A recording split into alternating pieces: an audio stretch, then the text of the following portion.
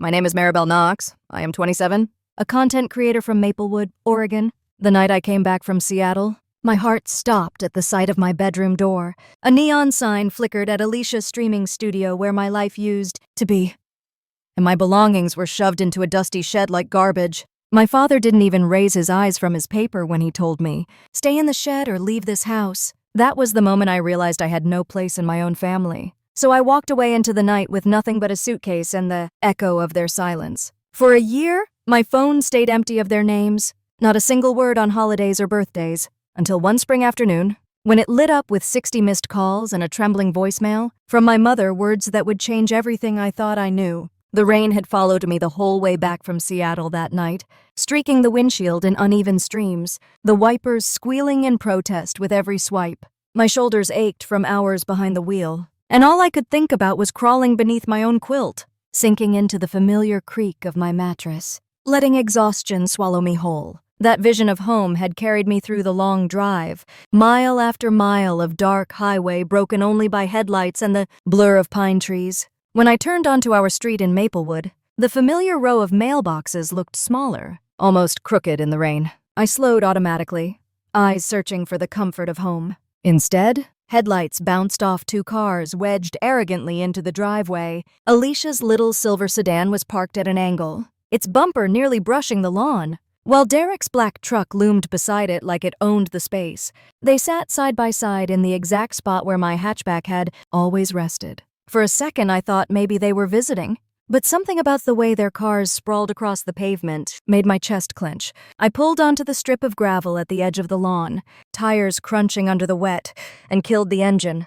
The rain beat harder, soaking my sweatshirt as I hauled my suitcase from the trunk. By the time I trudged to the porch, water had seeped into my shoes and cold stung my ankles. Still, the porch light glowed the same soft yellow it always had, and for a fleeting moment relief passed over me. Maybe it was nothing. Maybe I was tired and reading too much into parked cars. The front door creaked open, and the stillness inside hit like a wall. The living room was hushed, no TV murmuring, no pans clattering in the kitchen, not even Alicia's laugh tumbling down the stairs. The only sound was a faint electrical buzz I couldn't place. I dropped my suitcase by the wall, kicked off my wet shoes, and stood listening. The buzz grew louder as I walked down the hall, carrying with it a strange vibration that prickled in my chest. I breathed in the faint smell of coffee drifting from the kitchen, the kind that usually meant my father was awake late. But it did nothing to calm me. When I reached my bedroom door, my stomach twisted so sharply I had to grip the wall. The knob was gone. In its place was a shiny silver lock, new and clinical. Above it, a neon sign pulsed in garish blue and pink, Alicia Streaming Studio. I froze, the sight knocking the breath from me. The sign flickered, buzzing like a hornet trapped in glass. My hand shot to the handle out of instinct, twisting, rattling, pushing. It held firm. Behind the door came the muffled thump of bass, the faint chatter of Alicia's voice, airy and excited. She was lived in my space, while my damp suitcase sat abandoned in the hallway. My chest constricted. I staggered back, heel catching the corner of my bag, and nearly fell. My vision blurred as I stumbled down the hall and shoved open the back door. Rain slapped my face, cold air flooding my lungs. I splashed across the yard, mud sucking at my sneakers until I reached the shed crouched under the motion light. The door hung crooked on its hinges, opening with a groan. Inside, the air smelled sour, thick with mildew. Boxes leaned into one another, corners damp and buckling. My duffel bag lay half unzipped, clothes spilling onto the gritty floor. A coat I had saved for years was wrinkled under a tangle of cords, my college sketchbooks curled with water stains, their drawings bleeding into one another. Even a framed photo of me and Mom, taken on my high school graduation, was jammed upside down between plastic tubs. The glass cracked across our faces. I knelt down, fingers trembling as I brushed the warped pages of a sketchbook. The ink smeared under my touch, erasing hours of effort. A drop of water slid from the roof, landing squarely on the page, spreading the damage further. My throat closed. It wasn't just clutter in a shed. It was my life, shoved aside like it belonged in storage, like I had never existed inside that house at all. The rain thundered harder, dripping through a crack in the roof, spattering my shoulders. I clutched the cracked photo frame and stumbled back, unable to breathe the sour air another second. Inside, the house smelled of coffee and damp carpet. My father sat in his recliner, newspaper folded in his lap, a steaming mug perched beside him. The lamp cast shadows across his face, deepening the lines around his mouth. He didn't glance up when I stopped in front of him, soaked to the bone, the photo frame clenched in my hands. "Dad, what happened to my room?" He lowered the paper with slow precision, eyes scanning me without warmth. "Your things are out there," he said, nodding toward the yard. "Out where? In the shed." His tone was flat, almost casual, as if he were commenting on the weather. "Stay there or get out of this house." The words cracked across me like a whip. I searched his face, desperate for a flicker of regret, a twitch of humor, anything to suggest this was some cruel joke, but his jaw stayed tight, his eyes steady. He raised the paper again, shutting me out. My voice broke. "You're serious? You gave my room away?" He didn't answer at first. Only the buzz of Alicia's neon sign filled the silence, seeping through the hallway, wrapping the living room in its harsh glow. "Finally, without looking at me," he muttered. "Your sister needs it more than you. You'll figure something out." I felt the floor shift beneath me. For 27 years, this house had been my anchor, its walls my refuge. But now, in one casual sentence, he made it clear. Alicia mattered. I didn't. I looked toward the hallway, where the neon glow pulsed against the walls. Behind that locked door, Alicia's laughter drifted. Sweet for strangers, hollow for me. My fists clenched until my nails cut into my palms. A scream rose in my throat, but when I glanced back at my father, his eyes were already fixed on the page again. To him, the conversation was finished. The rain drummed steady against the windows. My suitcase slumped by the door, damp from the storm. My gaze locked on the handle glinting under the lamp. My chest heaved as I tried one last time to catch his eye, to find even a shadow of doubt in him. There was none. 2 weeks before everything fell apart, I sat in front of my laptop, in my small rented office above a bakery in downtown Maplewood. The contract on the screen had my name typed neatly at the bottom, the brand signature glowing back at me. $35,000. My hands actually shook when I clicked save. I leaned back in the chair and stared at the ceiling. For the first time in years, the numbers were not against me. I would be able to breathe, to pay bills without juggling. Maybe even save. But the idea that filled me most was giving something to my parents. They had not taken a vacation together since their honeymoon in the early 90s. Dad worked decades at the machine plant. Mom kept steady hours at a law office. And somehow the years had always slipped by. I wanted to buy back a piece of time for them. The thought of flying them to Hawaii, letting them feel sand between their toes and see water so clear it looked unreal, made me smile so wide my cheeks ached. That evening I drove to their house with the news sitting on my tongue. I brought a pie from the bakery downstairs, still warm from the oven, and set it on the counter. Mom was at the stove, stirring a pot even though I told her I was taking them out later. She loved feeding people too much to stop. Dad was in his recliner with his paper folded beside him, glasses perched low. For once, when I said I had landed a big contract, both of them looked proud. Mom's face lit up like Christmas lights. Dad actually chuckled, a sound I had not heard in a long time. I waited until we sat down at the dining table, plates filled, steam curling from the green beans she had insisted on making. I took a breath and told them, "I want to take you both to Hawaii. Flights, hotel, everything covered, just us." Mom pressed her hand to her chest, her eyes wet instantly. She whispered that she had always dreamed of standing on a beach like that. Dad leaned back, folded his arms, and gave me one of his rare nods of approval. In that moment I felt a warmth I had not felt in years, like we were finally together on something simple and good. We ate, and I laid out the rough plan. Spring, before the busy season, I could work remotely. We could find a resort near the quieter side of the island. They both asked questions, soft and hopeful. For a short while, we felt like a family aligned. Then Mom glanced at Dad, then at me, and said it would be nice if Alicia could come. The words were soft, but the air shifted. My fork paused mid-bite. I reminded her gently that my idea had been just the three of us, that I wanted time with them. Dad's smile disappeared. He asked why it should not include Alicia. I told him I was planning to treat my parents. That was the gift. Alicia was grown, living her own life. It was not about excluding her. It was about honoring them. He said nothing, but the lines around his mouth hardened.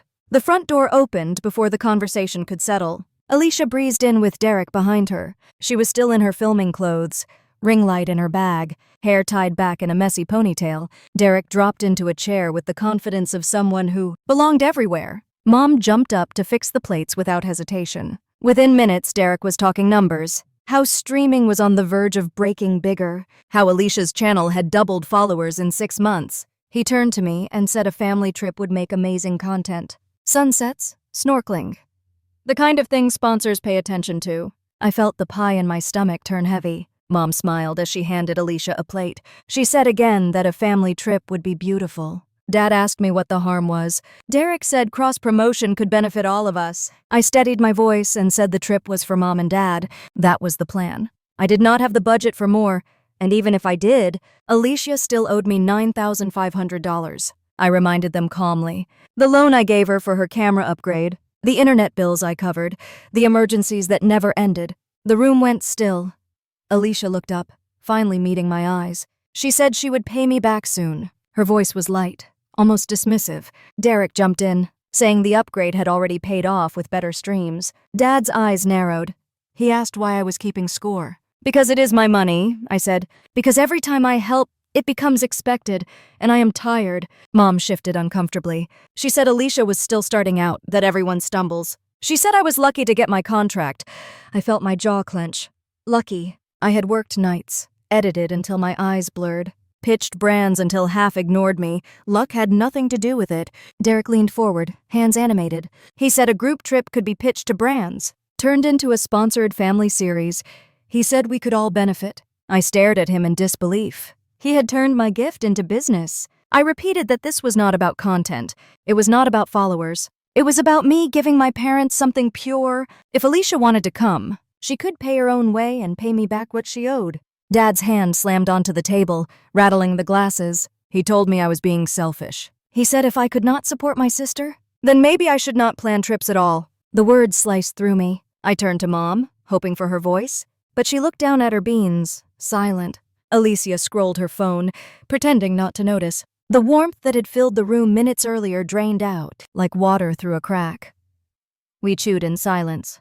Derek broke it once with a story about a stream that had gone viral, but his words bounced in the air and fell flat. I helped Mom clear the plates. She stood beside me at the sink, drying, whispering that she knew my heart was kind.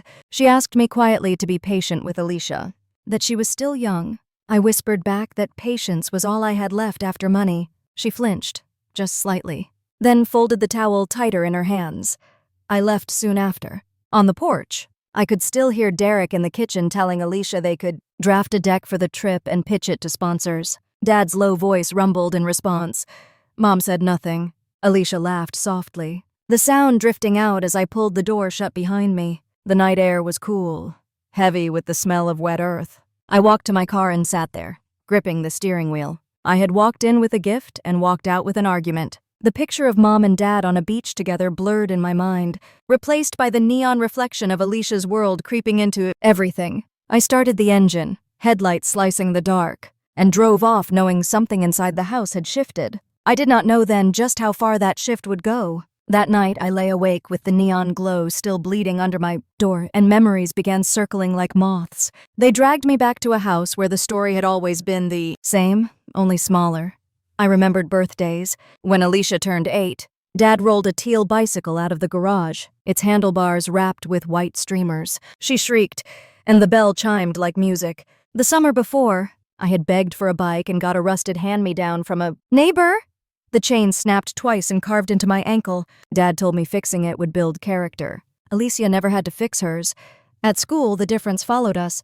Alicia brought home a flyer for dance lessons at the community center, sequins glittering on the page. Mom pulled out her checkbook before the ink on the flyer dried. When my art teacher sent home a note about a weekend studio, Mom pinned it to the corkboard and said maybe next semester. That semester never came. By the time I checked again, money had gone to leotards, shoes, and travel for recitals.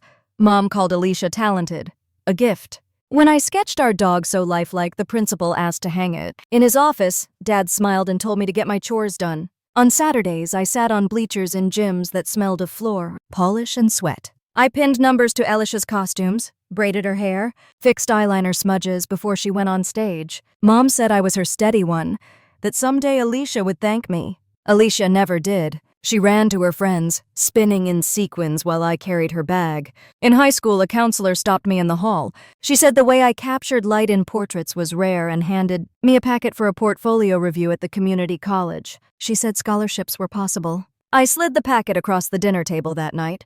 Dad said the dates conflicted with his overtime. Mom said the fees were high and extra practices for Alicia's state competition were already booked. The packet slid under magazines until the deadline passed.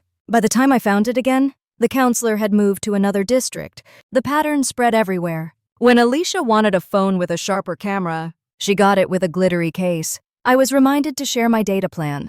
When my sneakers split during basketball, I taped the soles with duct tape. Alicia got satin slippers for her holiday recital. Mom told an aunt that dance was an opportunity. When I picked up a part-time job to cover my own supplies, Mom called me responsible. When Alicia quit her cashier shift after 2 weeks because practice interfered, Mom said it was better for her to focus. At the county fair, I won a goldfish at a ring toss. Dad smiled for a moment, proud. An hour later, he bought Alicia a $10 ribbon with her name in gold letters. She pinned it to her shirt, skipping ahead while my bowl sloshed heavy in my hands. By 17, the divide was impossible to ignore. Dad bought me a dark blue backpack, sturdy enough for college, and said it would last if I cared for it. On Alicia's 17th, he rolled a used compact car into the driveway. Mom cried with her, neighbors clapped, and I took the photo because someone had to hold the camera. When Alicia started streaming after high school, the house bent around her. The family photo came off the den wall so she could hang a ring. Light cables snaked across the living room. Dad hammered hooks to mount her backdrop. Mom hushed me when I tried to blend a smoothie during her streams. They both tiptoed around her as if she were holding the family future in her hands. The bills changed too. Internet upgrades, new equipment receipts, higher utility costs. Sometimes I chipped in. When I did, Mom called me generous. When I hesitated, she placed her hand on mine and said, "Your sister needs it more." That phrase carved itself into the walls of our home. It wasn't that they didn't love me. I believe they did. But love bent into habit. Habit hardened into favoritism.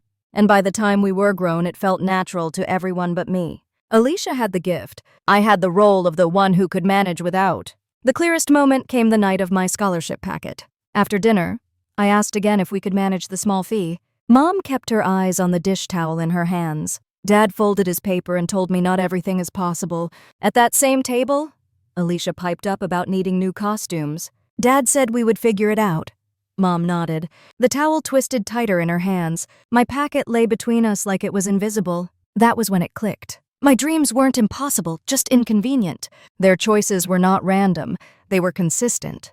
And every time they made them, I was told to understand. Understand that Alicia was younger. Understand that her window for success was short. Understand that money was tight. I had understood so well that I became invisible. Lying in my bed years later with the neon glow from her new studio bleeding across the hall. The old memories slammed into the present. The teal bike bell, the costumes, the car in the driveway, the ring light replacing our family photo. It wasn't a sudden betrayal. It was the last link in a chain that had been tightening since we were kids. My father's words earlier that night echoed, "Stay in the shed or leave." It was cruel, but it was familiar. It was just the loudest version of what they had been saying my entire life, and for the first time, I let myself admit it. The favoritism hadn't begun with the lock on my door. It had simply finished its work. I stood in the kitchen, water dripping from my hair and pooling on the linoleum. The cracked photo frame lay heavy in my hand. Mom was folding dish towels at the counter, her shoulders tense, as if she had been expecting this confrontation. "Why did you move my things into the shed?" I asked, my voice sharp with disbelief. She didn't meet my eyes. She smoothed the towel as if wrinkles in fabric mattered more than her daughter standing drenched and furious. "Your sister needed the space. You're older now, Maribel. You'll manage." The words hit harder than the rain outside. "Older now, manage." Like adulthood was a license for them to discard me. "That was my room," I said, my voice trembling but louder this time. "I grew up there. Everything I own is in that shed. Ruined." Mom sighed, finally turning toward me. "Alicia has sponsors watching her every move. She needed somewhere quiet and big enough. You travel so much." "You're barely here." I laughed bitterly. "Barely here because I'm working. Because I'm paying bills to keep this house running. Does that not count for anything?"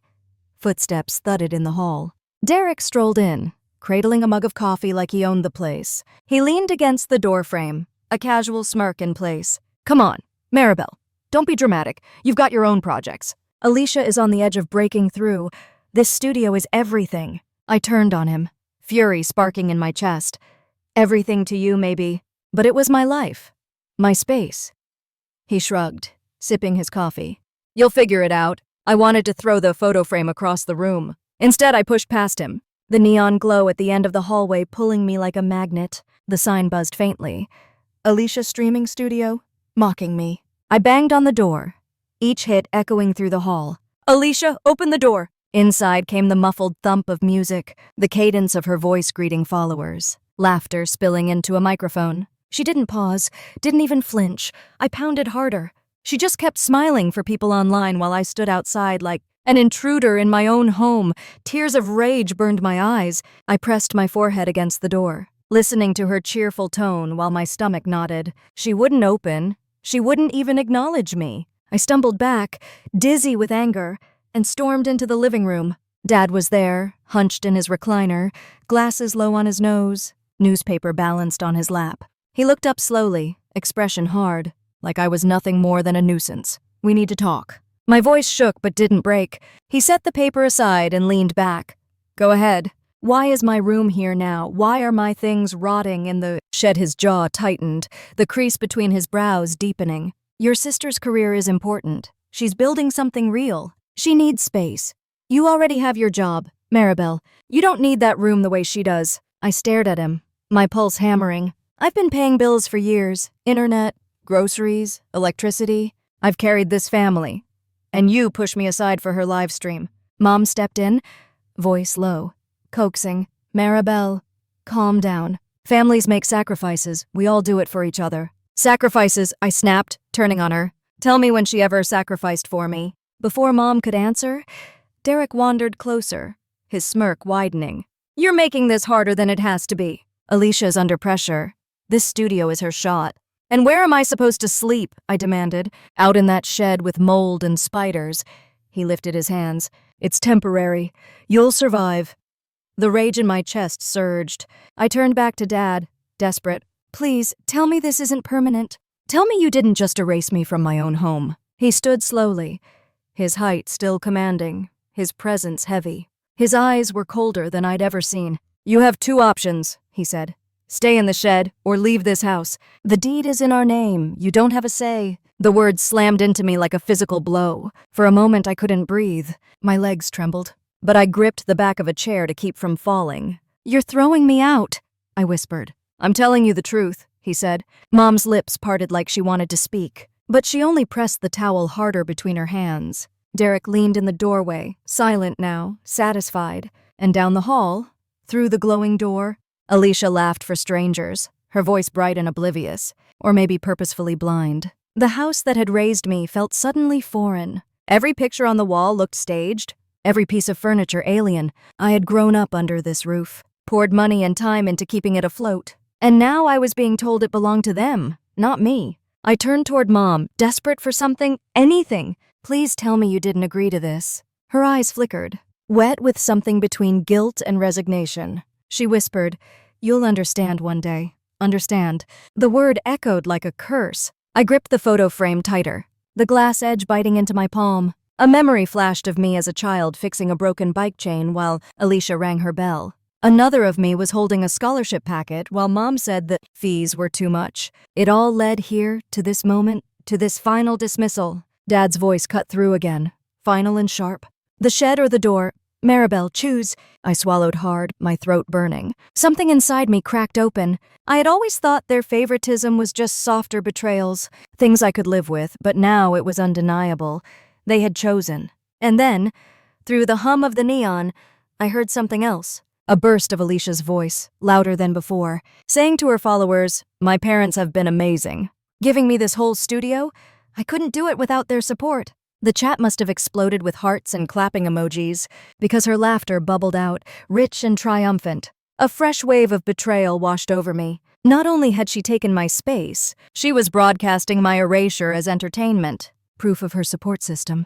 While I stood outside the door with nothing, The twist cut deeper than anything Dad had said. It wasn't just family betrayal anymore. It was public. She was telling the world the house belonged to her story, her career, her spotlight, and in that story, I didn't exist. My grip on the frame tightened until I thought the glass would shatter.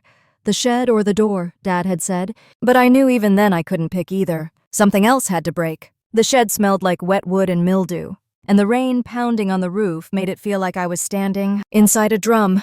My duffel bag lay on the ground, sagging open with clothes half shoved inside.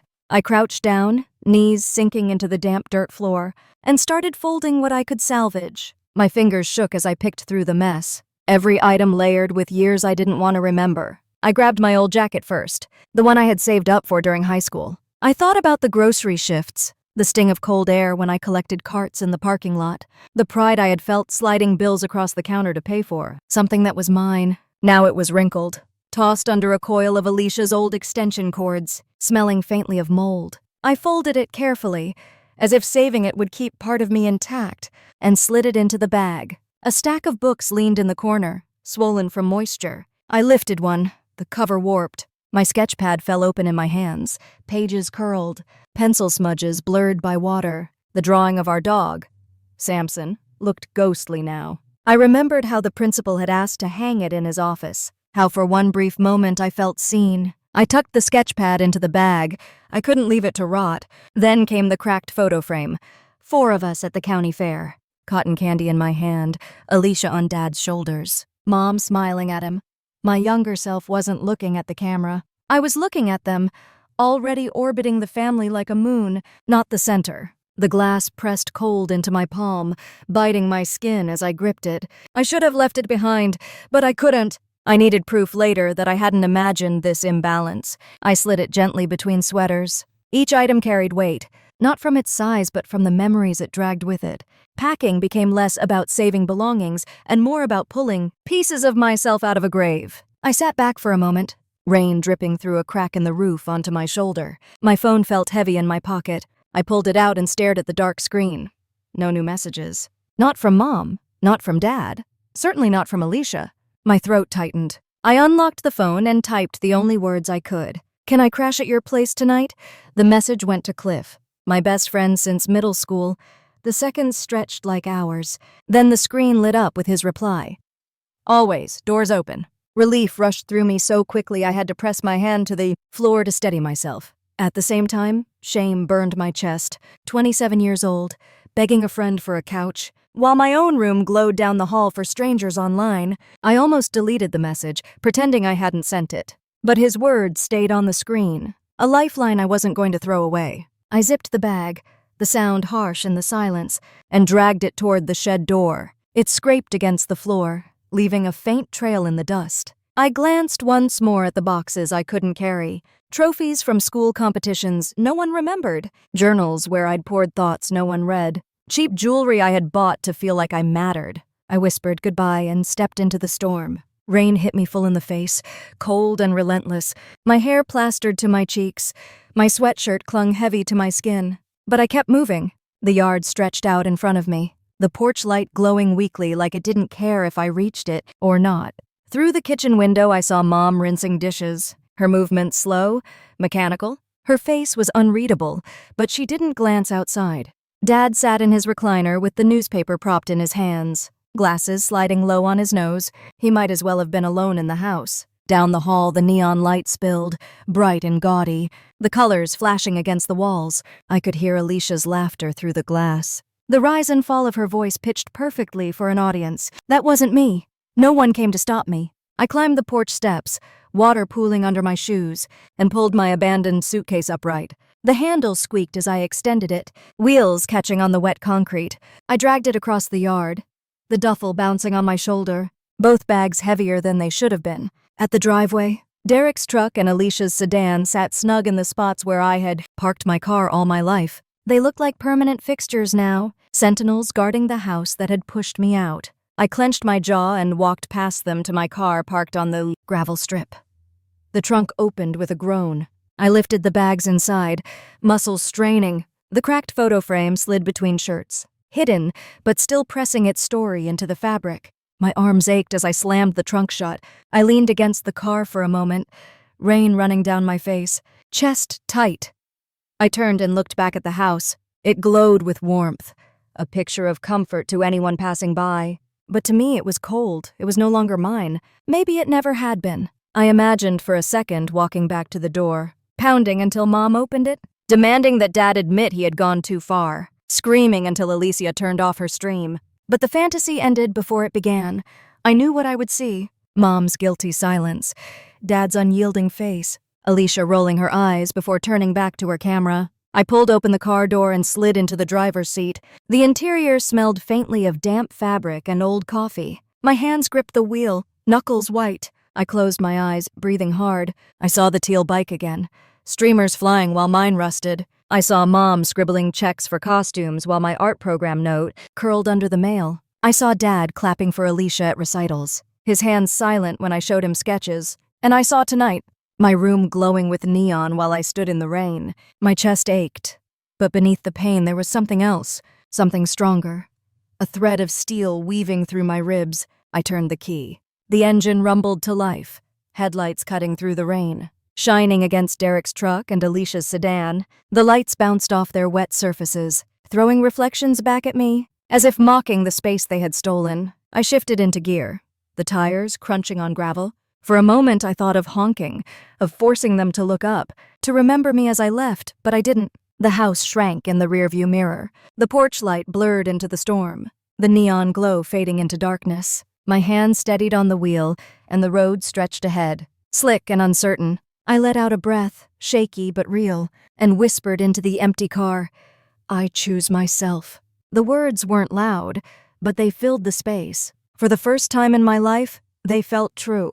Cliff's apartment was wedged above a laundromat on the east side of Maplewood, 2 cramped rooms that smelled faintly of detergent and old carpet. The walls were thin enough to hear the dryers below humming late into the night. But the moment I stepped through the door, dragging my soaked duffel, it felt like a refuge. He had left the door unlocked like his text promised. I walked in, dripping onto the faded rug, and found him slouched on the couch, a pizza box open in front of him. The TV flickered low in the background, casting shadows across his tired face. "You good?" he asked quietly. I shook my head, words caught in my throat, not even close. He didn't press, he just nudged the box toward me. "Eat." I sat down, the cushions sagging beneath me, and grabbed a slice. Grease ran down my wrist. It was the best thing I'd tasted in weeks because it came with no expectations, no conditions, no guilt. Cliff leaned back, letting me chew in silence. And for the first time that night, I felt my shoulders ease. The sofa bed pulled out with a groan later, the sheets mismatched and slightly musty, but when I lay down, the creak of springs felt like safety. Outside, rain tapped against the window. Below, the washers churned, and for once, I wasn't listening to a neon sign humming down the hall. I closed my eyes and slept deeper than I expected. Morning light came gray through the blinds. Cliff was gone for his shift at the hardware store, but he'd left his spare key on the counter with a sticky note that said use the coffee. I stared at the key for a long time before making myself a cup. The bitter taste grounding me, the reality of what I'd done hit harder in daylight. I had walked out of the only home I'd ever known. I had no plan, no savings beyond my contract check, no idea what tomorrow looked like. Relief and fear battled inside me until I felt sick. The first 2 days were blurry. I stayed curled in the sofa bed, scrolling aimlessly, pretending I was resting. In truth, I was paralyzed, my bag still slumped by the door. On the 3rd day, a knock rattled the door. Before I could answer, Verna pushed it open. She carried 2 coffees in one hand and a stack of papers in the other. The air shifted as soon as she stepped in, sharp and decisive. She had been Cliff's friend since high school, older than us by a few years, the kind of woman who didn't ask for permission. She set the coffees down, glanced at my still unpacked bags, and said flatly, "You need your own place." I started to argue, saying I wasn't ready, but she raised an eyebrow. "Rent is insane. Yes, but with that contract you signed, you can swing it. You can't heal in someone else's living room." Her certainty startled me. I looked at Cliff, who had just come in from work, smelling faintly of sawdust. He shrugged and said, "She's right." So we sat cross-legged on the floor, coffee cooling beside us, papers spread out, rental listings circled in bright marker.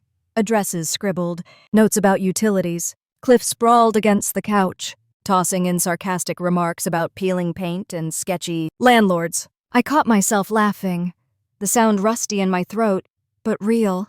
The search stretched into days. One apartment smelled like mildew so strong my eyes watered. Another was across from a bar where shouting spilled into the street, even in mid-afternoon. A third looked fine until the landlord called me Sweetheart 3 times in 10 minutes. Each time I walked away, part of me sagged lower, convinced I'd never find a space that felt safe. Then, one pale afternoon, we stepped into a small one-bedroom on the west side of Maplewood. Rent was $13.50 a month. Steep but manageable with my new contract. The hardwood floors creaked under my shoes, but sunlight poured in through wide windows. The place smelled faintly of fresh paint, like someone had tried to start it clean again. I walked slowly through the empty rooms, fingertips brushing the chipped windowsill, the edge of the counter, the cool wall. It wasn't big, it wasn't fancy, but it felt honest. Empty, yes, but not suffocating. For the first time since leaving, I could picture myself breathing here. Verna caught the look on my face and nodded. This is it. The next morning I signed the lease. My hand trembled as I scrawled my name, the pen slipping slightly on the paper, but the stroke held. Cliff tapped his fingers on the counter like a drum roll. Verna scanned every page, pointing out lines I would have missed, her voice brisk and steady. When it was done, the landlord slid me 2 keys. They were small, ordinary pieces of metal, but when they hit my palm, they felt like a crown. The moving day was chaotic. Cliff sweated through his shirt, hauling boxes down his narrow stairwell, muttering jokes about his spine giving out. Verna bossed the utility clerks over the phone, correcting addresses, refusing to let them push me around. I carried the lighter loads, my sketchbooks, my laptop, the jackets that still smelled faintly of mildew. Every trip up the new stairwell felt like dragging fragments of myself out of the past and setting them into a new shape. By evening, the last box dropped onto the hardwood with a thud. The apartment echoed with emptiness, our voices bouncing off bare walls. Pizza boxes leaned on the counter. Soda cans tipped on the floor. Cliff flopped onto the ground, arms spread, panting dramatically. Verna stacked the lease papers neatly on the kitchen counter. Satisfied? I stood in the middle of the living room, surrounded by boxes and dust motes floating in the single bulb's glow. My chest rose and fell with something too large to name. This was mine. I thought of the shed, the damp air choking me as I stuffed my life into a duffel. I thought of Dad's voice, cold and final, telling me to stay in the shed or leave. I thought of Mom's silence, of Alicia's laughter drifting through a locked door while strangers cheered her on. That house had discarded me. And yet standing here, I realized they had freed me too. I closed my eyes, the keys digging into my palm. The edges left faint marks on my skin, sharp and grounding. I welcomed the sting, I whispered into the empty space. Too low for Cliff or Verna to hear, I will never go back. When I opened my eyes, the apartment stretched around me. Blank but full of possibility, the silence didn't scare me. It invited me. For the first time in my life, I wasn't waiting for someone to hand me permission. I held it already. The silence in my new apartment was so thick at first it made me restless. Every sound was exaggerated, the creak of the floorboards, the hum of the refrigerator, the faint rush of traffic from the street below. At night, the quiet pressed against my ears, reminding me that no one was in the next room, no laughter, no arguments, no footsteps, just me. For a few days, it felt like loneliness.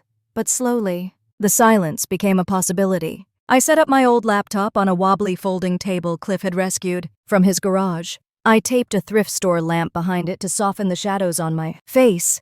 The first time I hit a record, my hands shook. I didn't know what I was trying to make. I only knew I needed to speak. The words spilled out clumsy at first. I talked about what it felt like to leave a home that wasn't home anymore. I talked about realizing you don't have to spend your whole life paying a debt no one ever agreed on. My voice cracked and I stammered, but I didn't stop. I titled the video, Your Own Path, and clicked upload. When I woke the next morning, 20 people had watched.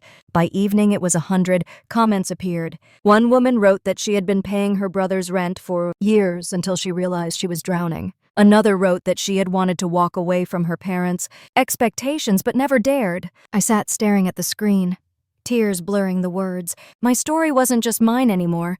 Cliff became my crew. He sprawled on my floor with wires and tape, adjusting angles, cursing when the mic cut out. He insisted he didn't want money, so I fed him greasy pizza and warm beer.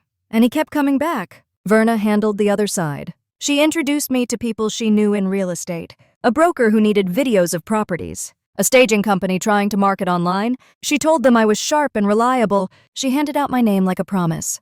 The work came slow. I filmed late at night to avoid the noise outside. Edited until dawn while the city slept. Rent was $13.50 every month, and it weighed on me like a deadline carved in stone. I stretched groceries into experiments of rice, beans, and noodles. Cliff dropped by with leftovers he pretended were extra. Verna slipped me casseroles in plastic containers she said she didn't need back. Their kindness steadied me, but pride gnawed at me. I wanted to stand on my own. Then Verna called with a bigger opportunity. A developer wanted a pitch for promotional content. Not just a single video, but a campaign. It was the kind of contract that could pay my rent for months. I prepared obsessively. I scribbled notes until my hand cramped. I rehearsed pitches in the bathroom mirror, adjusting my tone until my voice was raw. Cliff helped rearrange my gear, drilling me on lighting and pacing like a coach. The meeting was in a glass building downtown. I walked in clutching my laptop bag, heart hammering so hard I thought the receptionist could hear it. The developer sat at a sleek table, his expression unreadable, arms folded. I showed samples, explained how I could capture not just buildings but atmosphere, how video could make potential buyers feel what it would be like to live there. He stared without blinking. When he finally said, "We'll think about it," my knees nearly buckled. The silence afterward was worse than rejection. Days passed with no answer. Rent loomed again. My savings had thinned to nothing. I started waking at 3 a.m., staring at the ceiling, my chest tight. Every time I tried to edit, my hands shook. I thought of Dad telling me I didn't need the room, that Alicia's career mattered more. The doubt sank teeth into me. Then the email came. The developer was interested but wanted to renegotiate the rate. My stomach twisted. It wasn't guaranteed. Negotiations stretched into weeks. Calls ran late, full of numbers that felt like traps. At one point, he said the budget wouldn't work and hinted he might walk away. I hung up and slid to the floor of my kitchen, clutching my phone. The tile was cold against my back, tears hot in my eyes. I thought of packing up again, of crawling back to my parents' house, begging for space in the shed. The shame of the thought burned me. Cliff found me there when he stopped by. He crouched down, pressed a bottle of water into my hand, and said firmly, "You've come too far to quit." Verna came the next day with printouts, notes on negotiation. She sat across from me and drilled lines until my voice steadied. "You're not desperate," she said. "You're providing value. Start acting like it." I forced myself back into the fight. Smaller jobs kept me afloat. I filmed walkthroughs, edited short clips for agents, anything that paid. My series, Your Own Path, grew slowly, picking up momentum I hadn't expected. People began sharing the videos. Comments piled up. A man said he had finally left a toxic job after watching. A teenager wrote that she no longer felt guilty for picking a college major her parents didn't approve of. Their words lit a fire inside me when exhaustion threatened to smother me. 6 months after that first meeting, the final contract came through. $55,000. I read the number again and again, convinced I was misreading. My hand shook as I signed. When the ink dried, I sat back and let the weight of it flood me.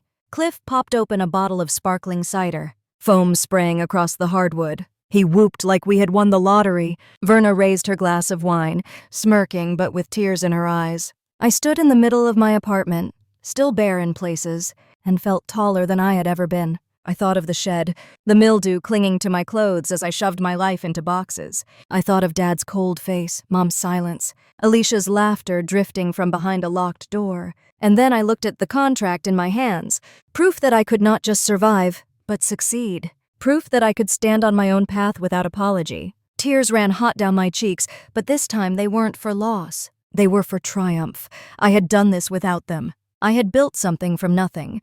The contract wasn't just money. It was freedom. It was the loudest answer to every time I had been told to understand, to sacrifice, to disappear. It was proof that I had chosen myself and won. It had been a full year since I had left that house behind. A year of mornings where sunlight streamed through my own windows, not filtered by the walls of a place that never really wanted me. A year of nights when I worked until my eyes ached. Building something from nothing, learning what it felt like to choose myself. In all that time, my phone had been silent of their names. No calls, no texts, no birthdays, no holidays. I told myself the silence was proof of freedom. On a rainy afternoon in early spring, I sat at my desk editing another video for a client, the hum of my laptop filling the quiet. My life had settled into a rhythm. Work, coffee, late-night filming, stolen laughs with Cliff and Verna, stability. Then the phone buzzed. I glanced at the screen, expecting a delivery notice or maybe a client question, but the name flashing across the glass froze me in place. Loretta. For a moment I thought I was imagining it, that the letters on the screen were some trick of the light. My mother's name hadn't appeared in over 12 months. My throat closed, and I let the call ring out. The phone lit again. Loretta. I let it buzz until voicemail picked up. Again. Loretta. My stomach twisted. I flipped the phone over, face down, but the vibrations rattled through the table like a pulse I couldn't ignore. One after another they came, stacking on top of each other until the sound blurred into one long alarm. When the calls finally stopped, I turned the phone over with shaking hands. 60 missed calls. My chest tightened as if the air had thinned around me. Beneath the missed calls sat one text. "Where are you? We need to talk. The word burned my eyes. I remembered her voice the night I begged for my room back, saying I was grown, that I'd understand one day. I remembered the way she folded towels, pretending not to see me shaking. Now she said we. My stomach churned. I needed air. Cliff had texted earlier, asking if I wanted coffee. I grabbed my keys and bag and left before I could think. The cafe on River Street was warm and crowded, the smell of espresso and baked bread thick in the air. I spotted Cliff waving from a booth in the corner. Verna sat beside him, her laptop open, tapping at the keys. They both looked up when I slid into the booth across from them. "You look pale," Cliff said immediately, concern etched in his face. "What's going on?"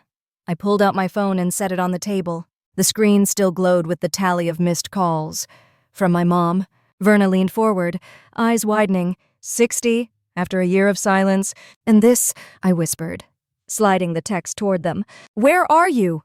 "We need to talk." Cliff's jaw tightened. "Now they need you." "Figures." Verna snapped her laptop shut. "Did she leave a voicemail?" I nodded but hadn't dared to play it. My thumb hovered over the icon. My chest felt like it might split. "Play it," Cliff urged gently. "Whatever it is, better to know." I tapped the screen. The cafe noise dimmed in my ears, the chatter fading to static. As my mother's voice filled the booth, "Maribel, please." Her tone cracked, desperate, unsteady. "We need you. Alicia is in trouble. We lost the house." The message ended abruptly, a sharp inhale cutting it off. For a long moment, none of us spoke. The words echoed in my skull. "Alicia is in trouble. We lost the house." Cliff broke the silence first, his voice low. "They lost the house." Verna leaned back slowly, brows drawn tight. "And your sister's in trouble." My hand trembled on the table. I felt like the ground under me had shifted. That house had been everything to them. Their fortress. Their proof that Alicia's dreams were worth more than my life. They had shoved me into a shed so she could have her glowing studio. Now it is gone. A bitter laugh escaped me before I could stop it. I clapped my hand over my mouth, but the sound still hung between us. I thought of Dad's voice, flat and final, telling me the deed was in his name. I thought of Alicia's laughter drifting through neon light while I packed my belongings into damp boxes. That house had been their shrine to her success, and now it has crumbled. But it wasn't just the house, it was them. Eldon, my father, who had lived his life believing control meant love. His coldness had been armor for Alicia, protecting her from every consequence. If he had lost the house, it meant his certainty had cracked. Loretta, my mother, who always smoothed her hands over towels and whispered that family meant sacrifice. She had kept herself quiet in every storm, letting Dad and Alicia take center stage, silencing me in the process. To hear her voice now, broken and begging, was almost unthinkable. Alicia, my sister, always draped in new opportunities, a new bike while I rode her hand-me-down, dance lessons while my art class was deemed too expensive, a neon studio built on my space while I was shoved outside. If she was in trouble now, it meant the pedestal they built had finally cracked beneath her. Wait. And Derek, always smirking at the edges, telling me I'd manage, that Alicia's career was worth more than my comfort. He had fed her dreams like gasoline, and my parents had nodded along. If the house was gone, if Alicia was in ruin, Derek's grin must have faded. Shock rippled through me, but beneath it something darker flickered to life. No pity, not relief, curiosity. I wanted to know what storm had finally shattered the golden pedestal they had built under my sister. I picked up my phone again, staring at the screen. For a year I had been invisible to them. Now they were drowning, and suddenly I existed. Cliff leaned forward, his eyes steady. "You don't have to go back, you know." I nodded, but my thoughts spun. I didn't owe them anything, not after what they had done. But I needed to hear more. I needed to know how the golden child had fallen. What choices had led them to beg the daughter they cast out? The cafe clattered back to life around us. Cups clinked, names were called, the hiss of milk steaming filled the air. But inside me everything had gone still. I slipped the phone back into my bag, the voicemail replaying in my mind, Loretta's cracked voice. Alicia's name. The word lost. Whatever story had led to that plea, it was only beginning. And for the first time in a long while, I felt no fear at the thought of hearing it, only a quiet, dangerous curiosity. I stepped outside this cafe and dialed my mother's number with hands that shook only once before steadying. The line clicked open almost instantly. "Maribel!" she gasped, her voice jagged and thin. "Thank God you called." I kept my tone flat. "You left me 60 missed calls." What happened? It all came spilling out. She said Alicia's credit cards were maxed out. Thousands gone into streaming equipment, clothes, flights to conventions she couldn't afford. When numbers dropped, Derek insisted they buy views, saying everyone did it. At first, Loretta hadn't questioned, until sponsors started to notice. One by one, deals collapsed.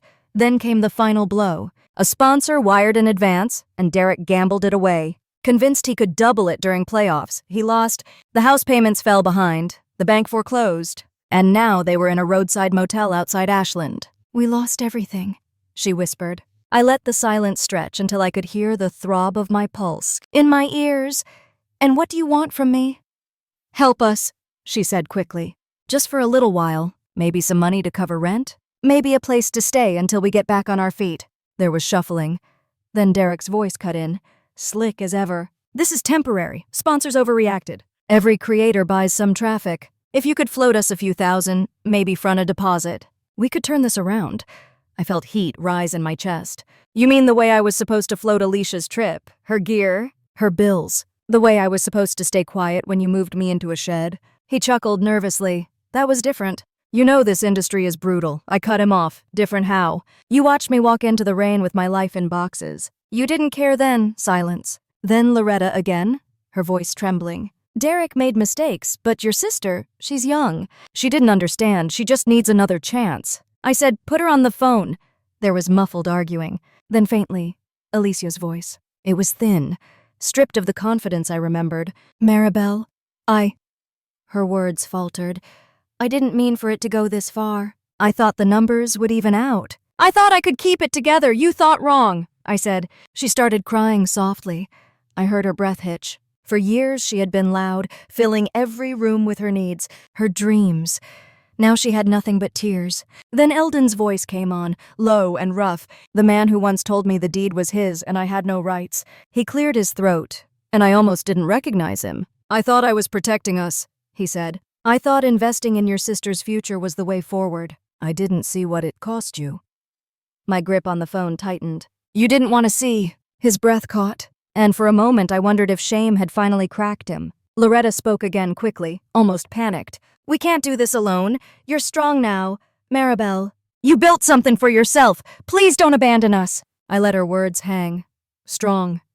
Now she saw me. Now, when they had nothing left, I heard Alicia again, faint, like she was holding the phone with both hands. "Maribel, they're talking about selling my channel. Derek says if we hand it over to someone else, maybe the debt collectors will back off." Her voice cracked. "But I don't know who I am without it." There was the twist at the heart of it. She wasn't just broke. She was terrified she was nothing without strangers watching her. I pressed my palm against the cold brick wall. "You are finally learning what it's like to have nothing. Welcome to the shed." Silence on the other end. Only her quiet sobs. Images flooded me, the shed reeking of mildew. My sketchbooks warped under damp boxes. Dad's cold eyes behind the newspaper. Loretta folding towels while I begged. Alicia laughing for strangers while I packed in the dark. I remembered the exact moment my father told me to stay in the shed, or leave. And I remembered how I left. My throat ached, but my voice came out clear. "I am not a bank. I am not a spare room. I am not the safety net you burned when you chose her dreams over my life." Loretta began to sob. Eldon muttered something I couldn't catch. Derek tried again, his voice sharp now, saying family doesn't turn its back, that if I didn't help, I'd regret it. I cut him off. You don't get to threaten me. Not anymore. The line went quiet except for Alicia's muffled crying. I took a breath that filled my lungs with the damp air under the awning. I told them I would not rescue them, that their choices had brought them here, and they would live with them. Before Loretta could beg again, I ended the call.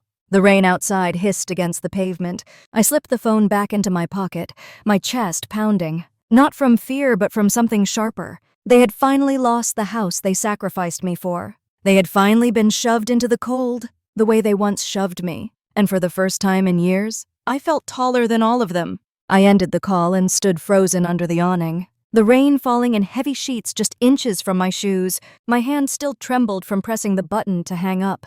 But the trembling wasn't scary. It was the release of years of weight pressing off my chest. For the first time in so long, I felt air rushing in without resistance. Cliff stepped closer, umbrella in hand. Though he didn't bother opening it, his eyes searched my face, steady and unflinching. "You did the right thing," he said. Not many people could have stood their ground like that. His voice was calm, but there was pride in it. A pride I had never once heard from my father. Verna folded her arms, her sharp gaze softening for once. "They burned every bridge when they made you choose the shed. You owe them nothing." The way she said nothing was final, like a verdict. I nodded, though my throat was tight. The knot that had lived in me for years was loosening, thread by thread. I turned back toward the cafe. Inside, people sipped their drinks, laptops open, conversations humming. Life went on, unbroken by my storm. That was when I realized something: the world didn't tilt just because my family fell apart. Only my life had, and I had rebuilt it. That night, I sat in my apartment, the one-bedroom space I had once thought of as temporary. The air smelled faintly of coffee from the pot I had brewed that morning, and the hum of my computer filled the silence. I let my eyes wander over the equipment Cliff had helped me set up, the camera on its stand, the ring light leaning slightly to the side, the microphone patched together with tape after one too many falls. It wasn't glossy or expensive, but it was mine. I traced the edges of my desk with my fingertips, remembering the nights I had filmed on barely any sleep, my eyes burning, my voice breaking. Each late edit, each failed take had piled into something real. This corner of my apartment was more than a studio. It was proof that when they had cast me out, I had built something they could never take away. I whispered the words into the quiet room. "I can't save you. You chose Alicia, now live with it." The echo of my own voice steadied me. My hand no longer shook. My chest felt lighter than it had in years. A knock came at the door, sharp and familiar. Cliff walked in without waiting for me to answer, carrying a greasy pizza box that smelled of pepperoni. Behind him, Verna followed with a bottle of wine dangling from her hand. "Found this on sale," she said, holding it up with a grin.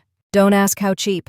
We sat on the floor because I still hadn't bought enough chairs. The three of us balanced paper plates on our knees, laughing when the cheese stretched too far and fell onto the carpet. For the first time in so long, laughter filled my space without me forcing it. It wasn't the tense, hollow laughter I used to hear at that dining table when my parents tried to pretend everything was fine. This was real. Cliff leaned back against the wall and looked at me. "You looked lighter when you walked in," he said. "Like you set something down." I sipped from my glass, feeling the warmth of the cheap wine in my throat. Maybe I finally did. Verna pointed her fork at me like a teacher making a note. "You didn't just set it down, you tore it out of your chest. And you're still here, stronger." I laughed, shaking my head, but her words lodged in me. Solid and undeniable, strong. They called me selfish once for saying no. Tonight I realized that saying no had saved me. After they left, I stood in my small studio space. The glow of the desk lamp cast shadows across the walls. My camera lens reflected the light back at me, like an eye watching, reminding me of all the nights I had sat there speaking into the void, hoping someone would hear. Now people do. And more importantly, I did. I thought of the motel where they were. 4 people crammed into a single room. My father was silent, clutching a newspaper with no house left to read it in. My mother pacing, wringing her hands the way she once folded towels to avoid my gaze. My sister behind a bathroom door, ashamed and wordless, the neon sign that once marked her kingdom now worthless.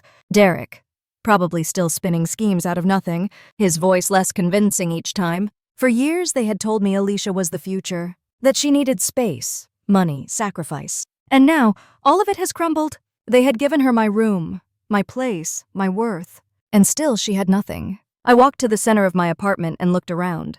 The second-hand couch, the chipped coffee table, the stacks of notes for my next project, the cables tangling like roots across the floor. None of it was grand, but every piece was mine. I had carved this from rejection, turned their dismissal into my beginning. I let the pride rise in me, hot and certain. I had not just survived, I had built it. I had chosen myself, and I had won. I sat at my desk, placed my hands flat on the wood, and spoke into the silence. Family isn't always blood. The real family is who stays when you've lost everything. I thought of Cliff bringing pizza without question, Verna barging in with wine and sharp truths. They had shown up when I had nothing. Not because they had to, but because they wanted to. That was family, that was mine. So if you are listening, and you've ever had to choose yourself over people who only loved you when you were useful, I want to hear from you. Share your story. Tell me the moment you walked away. The moment you realized you deserved more. Because sometimes the bravest choice is leaving, and sometimes the strongest family is the one you build for yourself.